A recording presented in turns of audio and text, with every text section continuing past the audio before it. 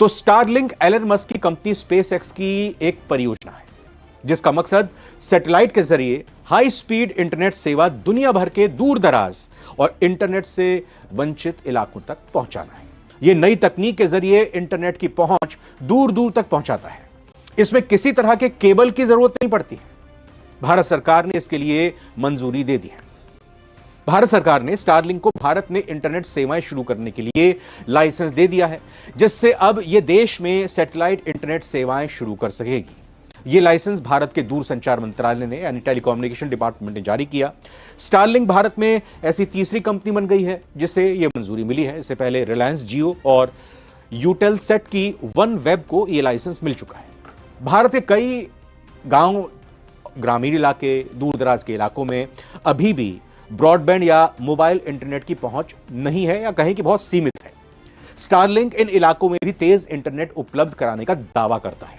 Company का focus खासकर ग्रामीण और इंटरनेट से वंचित क्षेत्रों पर रहेगा जहां पारंपरिक इंटरनेट पहुंचाना मुश्किल है। सवाल यह उठता है कि भारत में क्यों स्टारलिंक खास है और यह किस टेक्नोलॉजी पर काम करता है। तो इसका जवाब यह है कि स्टारलिंक अमेरिकी अरबपति और स्पेसएक्स के मालिक एलन मस्क की सैटेलाइट इंटरनेट सर्विस है। इसका मकसद दुनिया भर के दूर दराज और दुर्गम इलाकों में भी हाई स्पीड इंटरनेट कनेक्टिविटी पहुंचाना है।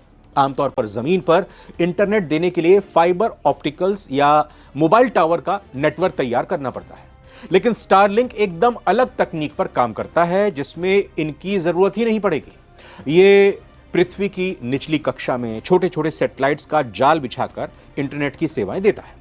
अगला सवाल यह कि स्टारलिंक काम कैसे करता है। तो स्टारलिंक के हजारों सैटेलाइट धरती से करीब 500 से 2000 किलोमीटर ऊपर चक्कर काटते हैं। यूजर के घर या ऑफिस में एक छोटा सा डिश एंटीना और राउटर इंस्टॉल किया जाता है। यह डिश सैटेलाइट से सिग्नल को कैच करता है और राउटर के जरिए यूजर को इंटरनेट मिल जाता है।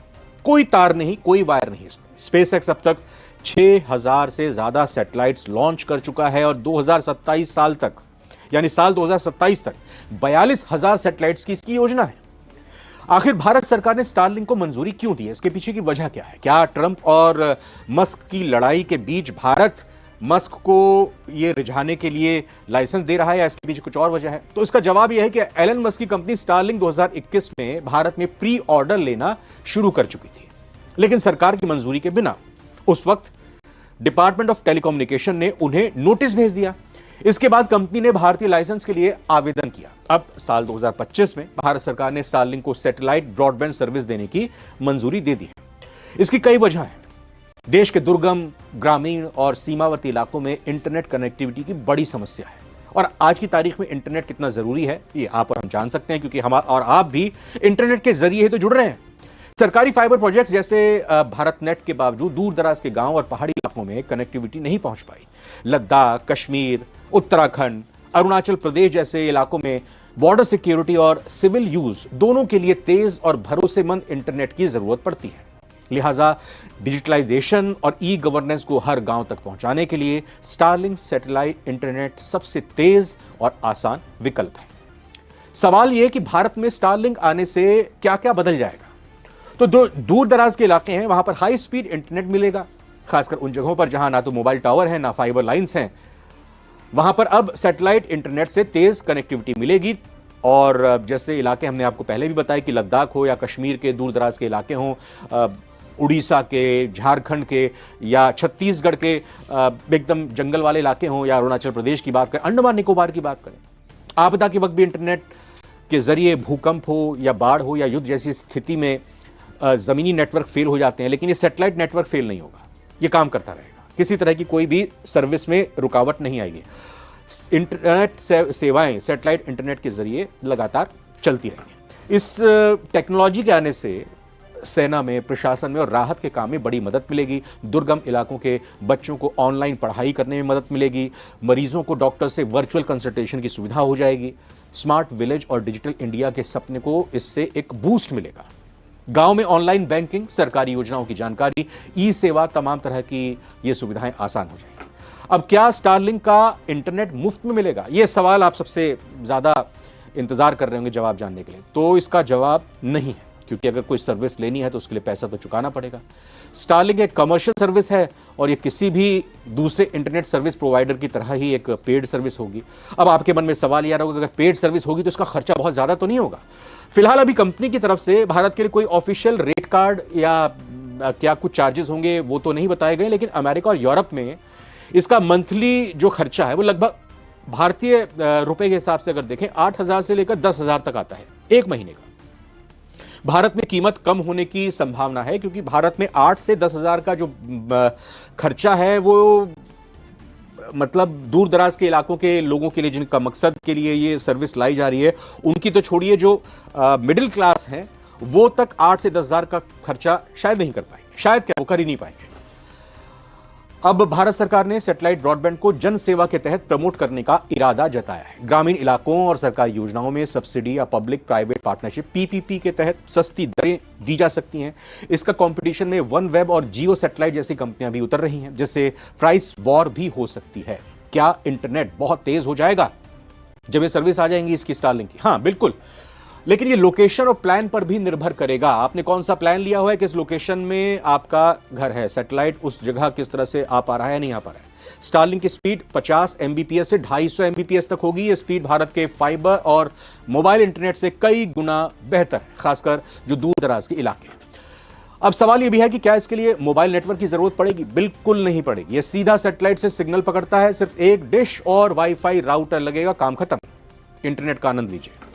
क्या इसके आने से गांव में भी ये 4G 5G से बेहतर होगा? हाँ बिल्कुल होगा। 4G और 5G नेटवर्क नहीं, बल्कि वहां पर जितने भी तेज और स्टेबल इंटरनेट की सर्विस मौजूद है पहले, उनसे भी बहुत ज्यादा तेज होगा। जहां मोबाइल नेटवर्क है वहां ये विकल्प के रूप में काम करेगा, ऑप्शन होगा। मतलब आपको मोबाइल नेटवर्क वाला सर्विस प्रोवाइडर इस्तेमाल करना है, फिर सैटेलाइट वाला सर्विस प्रोवाइडर इस्तेमाल करना है। क्या कोई भी व्यक्ति इसे लगा सकता है? हाँ बिल्कुल, कोई भी व्यक्ति लगा सकता है, लेकिन पहले इसके लिए एक किट खरीदनी पड़ेगी, एक डिश और एक राउटर लेना पड़ेगा, जिसकी मदद से ही इसका इस्तेमाल किया जाएगा। अभी इसकी कीमत करीब 50,000 से 60,000 तक है। हम यूरोपीय देशों की बात कर रहे हैं। भारत में कीमत कम करने को लेकर बात चल रही है, क्योंकि 50 से 60,000 रुपए आज की तारीख में इंटरनेट के लिए देना और 8 से 10,000 का खर्चा महीने का करना, ये आसान नहीं है। और इसीलिए कोशिश की जा रही है कि इसका कम से कम इसको स्तर पर रेट के लिहाज से लाया जा सके। अब क्या इससे डेटा प्राइवेसी का भी खतरा है? क्योंकि डेटा प्राइवेसी एक ऐसी चीज़ है, डेटा लीक होना, जानकारी इधर उधर चली जाना, इसका भी बड़ा खतरा है। और ये विदेशी कंपनी है, अमेरिका की कंपनी है, क्या ये डेटा का गलत इस्तेमाल कर सकता है? इसको लेकर क्या कुछ तैयारी है? तो स्टारलिंक अमेरिकी कंपनी है, इसीलिए डेटा प्राइवेसी पर सवाल उठते रहे हैं। भारत सरकार ने इसकी डेटा लोकलाइजेशन पॉलिसी के तहत इसे भारतीय सर्वर में डेटा रखने की शर्त पर मंजूरी दी है। यानी कि भारत में ही सर्वर रहेगा और उसी सर्वर में सारी की सारी जानकारी आ जाएंगी। तो फिर मतलब ही नहीं होता कि भारत के लोगों की जानकारी दूसरे देश में चली जाए। क्या बड़े शहरों महानगरों में भी स्टारलिंक उपलब्ध रहेगा? हाँ बिल्कुल, तकनीकी रूप से हाँ। स्टारलिंक की सैटेलाइट इंटरनेट सर्विस पूरे भारत में उपलब्ध हो सकती है, चाहे वो दिल्ली हो, मुंबई, बेंगलुरु, हैदराबाद, पुणे, कोलकाता, तमाम ऐसे बड़े महानगरों या फिर लद्दाख का सुदूर गांव, क्योंकि इसका नेटवर्क सैटेलाइट से आता है और हर जगह एक जैसा सिग्नल देता है। चूंकि शहरों में पहले से ही fibre optical broadband, mobile internet और पब्लिक वाईफाई हॉटस्पॉट जैसी सुविधाएं मौजूद हैं और इनकी स्पीड और कंसिस्टेंसी शहरों में पहले से अच्छी है और ये काफी सस्ती भी है। इस वजह से वहां इसकी मांग शायद सीमित रहेगी। खास यूज के लिए इसे जरूर लिया जा सकता है। हालांकि स्टारलिंक के लिए खुले आसमान की जरूरत होती है। ऊंची इमारतें, पेड़ों या फिर बिल्डिंग के बीच ये डिश काम नहीं करती है। शहरों में flat, apartment, multi storey buildings या घनी बस्तियों में ये एक तकनीकी चुनौती भी स्टारलिंक के लिए हो सकती है। आगे आने वाले वक्त में पता चलेगा कि स्टारलिंक भारत में कितना कामयाब होता है और स्टारलिंक भारत के लोगों की इंटरनेट क्रांति में कितना बदलाव लेकर आ पाता है। कमेंट